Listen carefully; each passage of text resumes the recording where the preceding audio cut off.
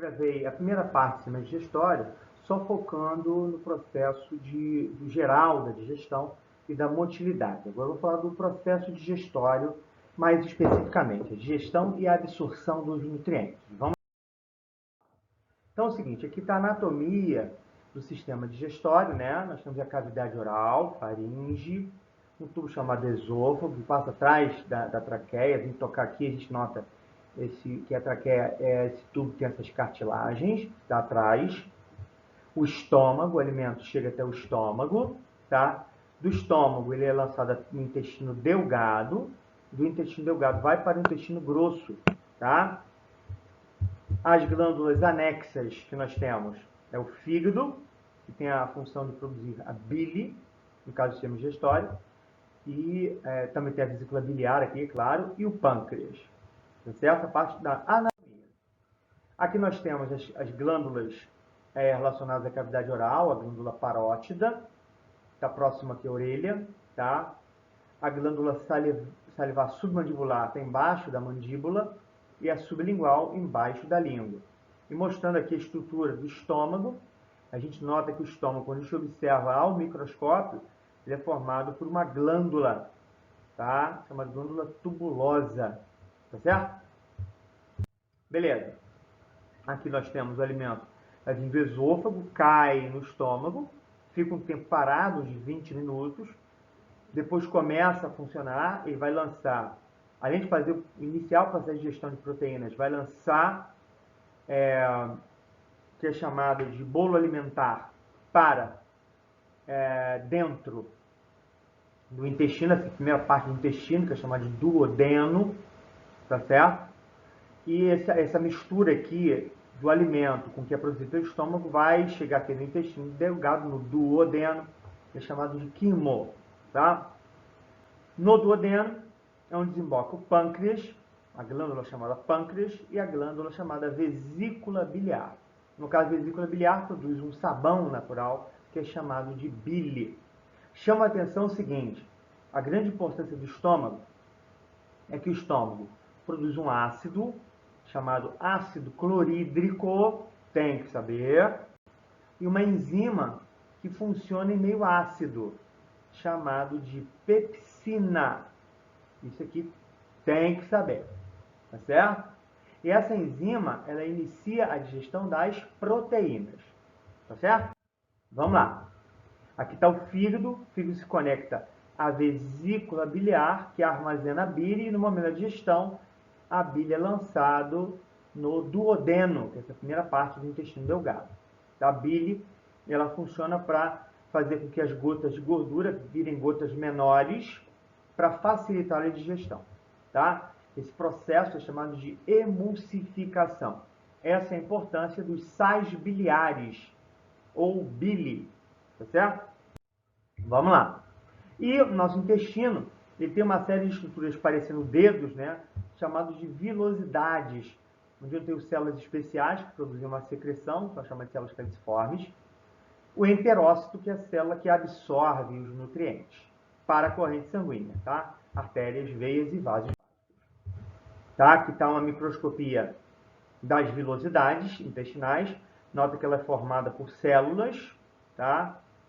Essas células são um epitélio especial, tá? Essas células, ela tem essa estrutura aqui no ápice, chamada de microvilosidades, que tem a função de absorção, termina a digestão e absorção dos alimentos, tá? Aqui é uma imagem na microscopia eletrônica, que é uma microscopia com alta potência. Aqui é uma microscopia de luz, tá? Beleza. O que temos nas microvelocidades? Temos enzimas na superfície, além de proteínas transportadoras. Então, os alimentos vão ser finalizados a sua digestão. O que é digestão? Seria a quebra dos alimentos em suas unidades básicas, e as proteínas transportadoras vão absorver, jogando na corrente sanguínea. Tá? Agora eu chamo a atenção o seguinte, no tubo digestório, vai ser importante entender o que é pH, o potencial hidrogênio iônico. A água, ela se dissocia em hidroxila e hidrogênio, por isso que é H2O. Ela se dissocia e se associa, tá certo? Se eu tiver só água e tiver em equilíbrio, dissociando e associando, eu vou ter sempre a mesma quantidade de hidrogênio e a mesma quantidade de hidroxila, que é denominado na química em pH neutro, que é que dá-se um valor, que é o pH 7. Um pH 7 é o chamado de pH neutro, onde a quantidade de hidrogênio e de hidroxila são iguais.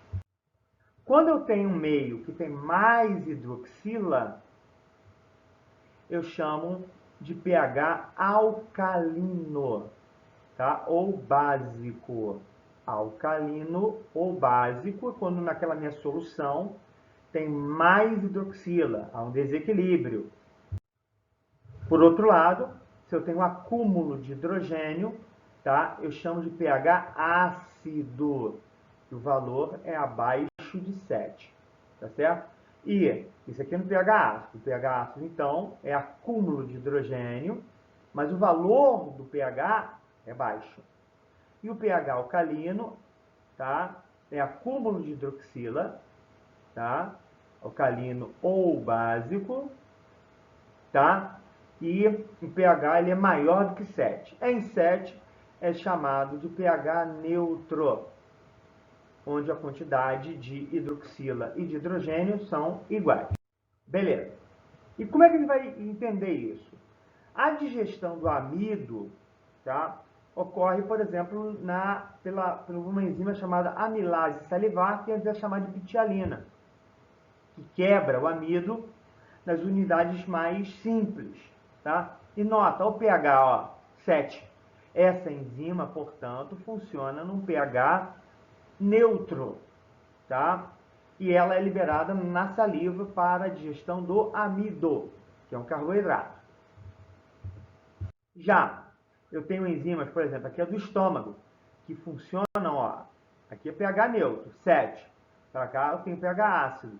Essa enzima é a enzima do estômago, porque o estômago produz ácido clorídrico, deixa o meio ácido, tá vendo? O valor abaixo de 7 é onde essa funciona essa enzima. Já a enzima, que é liberada pelo pâncreas, que faz a mesma ação, ela só funciona num pH alcalino, mais para o alcalino. Olha aqui, ó, onde ela funciona melhor. Ó, pH 8. Acima de 7, pH alcalino. Então, nota, ó, essa enzima do estômago funciona em pH ácido. Essa enzima que é liberada pelo pâncreas funciona em pH alcalino. Tá certo? Beleza. No caso, o que acontece no estômago? Aqui está a enzima está na forma inativa, a gente chama de pepsinogênio. Com a ação do ácido do estômago, ela é quebrada e fica ativa. E começa a fazer a digestão de proteínas. Aí ela fica ativa e se chama pepsina. Então, nota, no estômago, a acidez gástrica é que ativa a enzima. Tá? Como é que ocorre o processo de digestão? Primeiro, os carboidratos. Eu tenho os carboidratos, eles no estômago. Não há a digestão, tá? A ação da digestão de carboidratos, não há. Essa digestão só começa pelo pâncreas, pela liberação de enzimas no pâncreas. Então, primeiro na cavidade oral, depois no pâncreas. Na superfície intestinal, tá? Nos intestinos microvilosidades. É absorvido os monossacarídeos na corrente sanguínea para, principalmente, geração de energia. Tá? Nos lipídios, nós temos os triglicerídeos, os fosfolipídios e os ésteres de colesterol. Não há digestão na cavidade oral. Há digestão no estômago, pela lipase gástrica, principalmente a gordura do leite. Tá? Depois, pelo pâncreas, lá no intestino, o pâncreas libera, ocorre a digestão pela ação de enzimas do pâncreas, mas para isso eu preciso da bile para auxiliar, tá? E essas gorduras vão ser absorvidas pelos vasos linfáticos e tem como principal função geração de energia, mas também armazenamento e produção de hormônios. No caso das proteínas, tem uma proteína, né, com vários aminoácidos, ela é digerida primeiro no estômago, lembrando, a enzima do estômago é a pepsina, há necessidade da liberação de ácido clorídrico, essa enzima só funciona em meio ácido. Depois eu tenho, pela ação do intestino, mas nota, as enzimas que funcionam no intestino, pH 7, que é neutro, a 8, que é alcalino, entre 7 e 8. Aí os aminoácidos vão ser quebrados, vão terminar a sua quebra, a sua digestão, também nas microvelocidades, a absorção, e a principal função dos aminoácidos é a gente sintetizar as nossas proteínas. Tá? A absorção dos nutrientes ocorre principalmente no intestino delgado, tá certo? Beleza. E a absorção de água, principalmente no intestino grosso. O intestino grosso, ele é dividido em cólon, tá? Ascendente, que sobe, cólon transverso, que cruza a nossa barriga, cólon descendente, que desce, cólon sigmoide, reto e ânus. Tá? Beleza. Qual a importância da ação das fibras solúveis e insolúveis?